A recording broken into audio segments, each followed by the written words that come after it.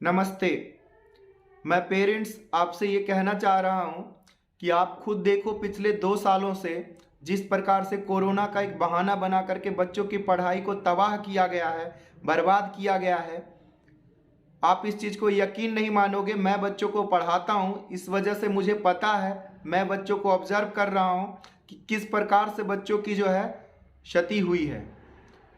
आप अपने बच्चों की भी ये क्षति को अनुभव कर सकते हैं। आप जो है बच्चों को जाइए, पूछिए, देखिए उसको क्या पढ़ रहे हैं बच्चे, क्या जिस क्लास में है उस क्लास की पढ़ाई उनको आ रही है। बच्चा आपका 8वीं क्लास में होगा, ध्यान दीजिएगा, तो 6ठी क्लास का भी वो प्रश्न नहीं सॉल्व कर पाएगा। अगर 10th क्लास में है, 9th क्लास में है, हद तो ये है कि बच्चे मतलब रीडिंग भी कुछ बच्चे नहीं कर पाते हैं। ऐसे में उन बच्चों का भविष्य क्या है? भविष्य सिर्फ आपके हाथों में है। आप माता पिता हैं, उसके भविष्य निर्माता हैं। आप उन बच्चों पर ध्यान दीजिए। हर रोज एक रूटीन के तौर पर उन बच्चों से पूछिए कि आज क्या पढ़ा तूने, आज क्या पढ़ रहा है। उसके साथ टाइम स्पेंड कीजिए, बैठिए, टाइम बिताइए, 1 घंटा 2 घंटा। समझिए कि ये भी आपकी ड्यूटी ही है। अगर आप ऐसा करेंगे तभी आपका बच्चा बन पाएगा। और विशेष तौर पर उन गार्जियन से मैं कहना चाहता हूं जिनके बच्चे अभी छोटे हैं, उन छोटे बच्चों पर ध्यान दीजिए, वो कल को बेहतर हो सकते हैं। जिनके बच्चे खराब हो गए तो वो तो लगभग हो गए खराब। जो 9th-10th में है, अच्छे से रीडिंग नहीं कर सकता, कुछ याद नहीं कर सकता, नॉलेज तो बिल्कुल सफाचट है, तो उन बच्चों से तो भगवान ही मालिक है, उसका क्या होगा। लेकिन खास करके जिनके छोटे बच्चे, कम से कम छोटे बच्चों पे तो ध्यान दे दीजिए सर, देना ही पड़ता है। अगर आप अपने बच्चों पर ध्यान नहीं देंगे तो कौन देगा आपके बच्चों पर ध्यान? ज्यादातर कुछ ऐसे माँ बाप हैं जो खुद ही ड्यूटी करते हैं, मम्मी भी ड्यूटी, पापा भी ड्यूटी, और बच्चे फिर कौन सी ड्यूटी पे लग जाएंगे बताइए? वो तो इंजॉयमेंट करेंगे ना, वो क्या पढ़ाई करेंगे घर पे बैठ करके?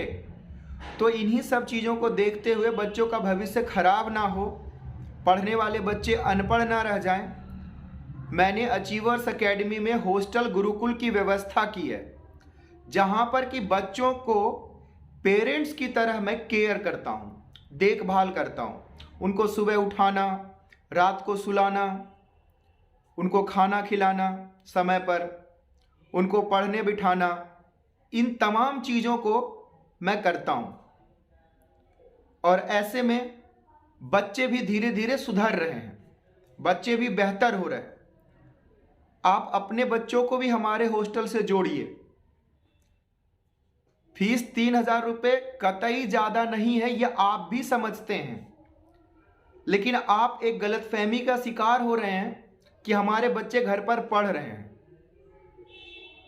ऐसा नहीं है। आप ये देखिए, आप अपने बच्चों से क्या एक्सपेक्टेशंस रख रहे हैं, आप अपने बच्चों से क्या उम्मीद कर रहे हैं, क्या बने वो, क्या करे। क्या उस लेवल पर आपका बच्चा मेहनत कर रहा है? और जब नहीं कर रहा है तो प्रेजेंट में ही नहीं कर रहा है तो फ्यूचर में कैसे कर लेगा? तो कोशिश कीजिए कि आप उसको ध्यान दें उस पर और उससे करवाएं। अगर नहीं करता है तो फिर उसकी जिम्मेदारी हमें दीजिए, क्योंकि हमारे हॉस्टल में बहुत अच्छे तरीके से बच्चों का केयर किया जा रहा है।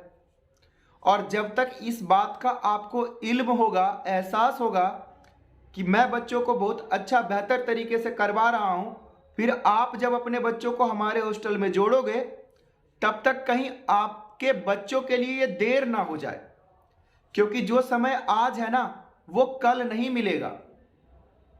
जो सुधार आज हो सकता है वो कल नहीं होगा, क्योंकि एपीजे अब्दुल कलाम का एक थॉट आपने सुना ही होगा, इंतजार करने वाले को उतना ही मिलता है जितना कोशिश करने वाले छोड़ देते हैं। आप कंपटीशन देखिए, क्या लेवल है कंपटीशन का, तो आपका बच्चा कहां स्टैंड करता है।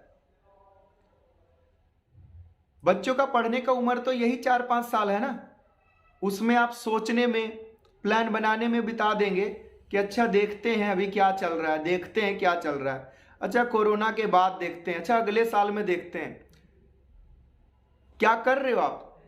बहाना बना रहे हो, तो बच्चे बनाते ना बहाना। आप तो बड़े हो गए, अब तो चीजों को समझ चुके हैं। चारों ओर से बच्चों को जो है बर्बाद करने की एक तरह से प्लानिंग सी चल रही है। बच्चों को हाथ में मोबाइल फोन दे दिया गया कि लो बेटा अब ऑनलाइन क्लास करो। सरकारी स्कूल की पढ़ाई बच्चों को स्कूल में सामने जब फेस टू फेस समझाते हैं तो बच्चों को कुछ समझ नहीं आता। मैं खुद 9, 10, 11, 12 गवर्नमेंट स्कूल में पढ़ा हूं, तो मुझे पता है कि कितना मैं समझता था स्कूल से, और आज का टीचर कितना बेहतर हो गए। अगर सरकारी स्कूल में टीचर पढ़ा रहे होते ना सही से, तो किसी कोचिंग सेंटर इंस्टीट्यूट में बच्चों को जाने की जरूरत होती ही नहीं। तो जो ऑफलाइन क्लास में बैठ करके बच्चों को समझ में नहीं आ रहा था, वो मोबाइल फोन पे कैसे समझ में आ जाएगा? सरकार ने तो बहाना बना दिया भाई, जिसको पढ़ना है वो ऑनलाइन भी पढ़ सकता है, जिसको नहीं पढ़ना वो कैसे भी नहीं पढ़ सकता। बिल्कुल सही बात है, जिसको नहीं पढ़ना वो किसी भी मीडियम से नहीं पढ़ेगा, किसी भी माध्यम में वो नहीं पढ़ पाएगा। लेकिन एक पढ़ने का उसके पास अपॉर्चुनिटी तो होगी, एक मौका तो होगा। मोबाइल आप बच्चों को लालच दिला रहे हो कि भाई गेम खेलो, ये कर लो, वो कर लो, टाइम पास करते रहो।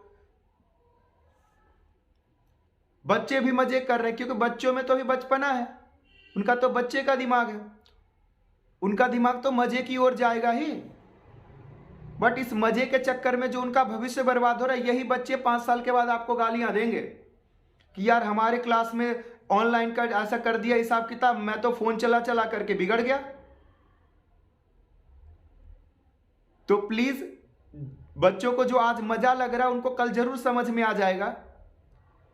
तो आप पेरेंट्स से ये विनम्र आग्रह है कि आप अपने बच्चों का टाइम टेबल बनवाइए, उस टाइम टेबल का उनका पालन करवाइए, घर पर फॉलो करवाइए, और रात में शाम को जरूर उनसे पूछिए, उसके साथ समय गुजारिए कि उसकी पढ़ाई कैसी चल रही है, उसकी क्या दिक्कतें हैं, कैसे और बेहतर किया जा सकता है। और अगर आप ये सब चीजें नहीं कर रहे हैं तो बच्चे का भविष्य हो रहा है खराब, और इसके लिए कोई और जिम्मेदार नहीं है। आप जननी जनक होकर के आप ही उसके जिम्मेदार हो। तो आपको ही ये जिम्मेदारी तय करनी पड़ेगी अगर आप ये नहीं कर रहे हैं। इसीलिए मैंने हॉस्टल के लिए आपको बोला है मैंने कि आप अपने बच्चों को फिर हॉस्टल में भेजिए ना, हम यहां पर करवाएंगे। क्योंकि पैसे से पढ़ाई नहीं होती है, पढ़ाई पढ़ने से होती है ना। लेकिन भाई हॉस्टल में रहेंगे, मैं भी परदेसी आदमी हूं, तो मैं भी यहां पर फ्री में तो नहीं करवा पाऊंगा, लेकिन बहुत कम पैसे में तो करवा रहा हूं ना। आप ही सोचिए 3,000 रुपये मुझे कितना बचेगा और कितना मुनाफा होगा, जिसमें कि पढ़ाना, रहना, खाना सब चीजें इसी में। लेकिन बचेगा जो है बच्चों की पढ़ाई। चलिए, वीडियो अच्छा लगा हो तो धन्यवाद। वीडियो को लाइक कर दीजिए, वीडियो को शेयर कर दीजिए, हमारे यूट्यूब चैनल को सब्सक्राइब कर दीजिए। और वीडियो अच्छा नहीं लगा हो तो माफ़ी चाहेंगे, और क्या। जब आपको अच्छी मतलब प्यारी प्यारी बातें ही बोलना सुनना अच्छा लगता है तो वही सही। मैं तो थोड़ा स्ट्रिक्टली बोलना चाहता हूँ, क्योंकि मुझे तो बिल्कुल भी अच्छा नहीं लगा जिस प्रकार से बच्चों का ये भविष्य खराब हो रहा है। चलिए धन्यवाद, मिलते हैं अगले वीडियो में।